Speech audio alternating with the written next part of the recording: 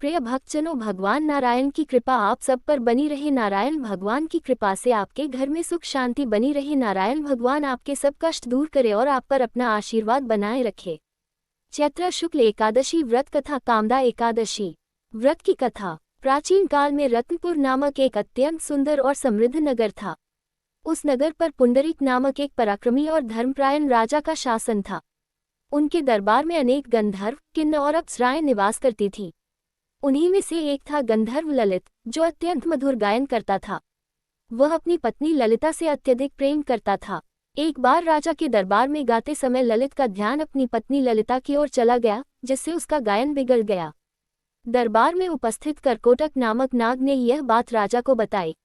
राजा पुंडरीक इससे क्रोधित हो गए और उन्होंने ललित को राक्षस बनने का श्राप दे दिया।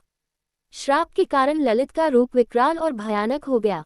उसकी पत्नी ललिता इस स्थिति को देखकर अत्यंत दुखी हुई और अपने पति को श्राप से मुक्त कराने के लिए वन वन भटकने लगी। भटकते भटकते ललिता ऋषि श्रृंगी के आश्रम पहुंची और उन्हें अपनी सारी व्यथा सुनाई। ऋषि श्रृंगी को उसकी भक्ति और प्रेम ने प्रभावित किया। उन्होंने ललिता से कहा, तुम चैत्र शुक्ल पक्ष की एकादशी, जिसे कामदा एकादशी कहते हैं, का व्रत विधिपूर्वक करो और उस व्रत का पुण्य अपने पति को अर्पित करो। इससे तुम्हारे पति श्राप से मुक्त हो जाएंगे। ललिता ने ऋषि की बातों का पालन किया। उसने पूर्ण श्रद्धा और नियम पूर्वक कामदा एकादशी का व्रत किया और द्वादशी के दिन व्रत का फल अपने पति को अर्पित किया। भगवान विष्णु की कृपा से ललित उसी क्षण राक्षस रूप से मुक्त हो गया और पुनः सुंदर गंधर्व रूप में लौट आया।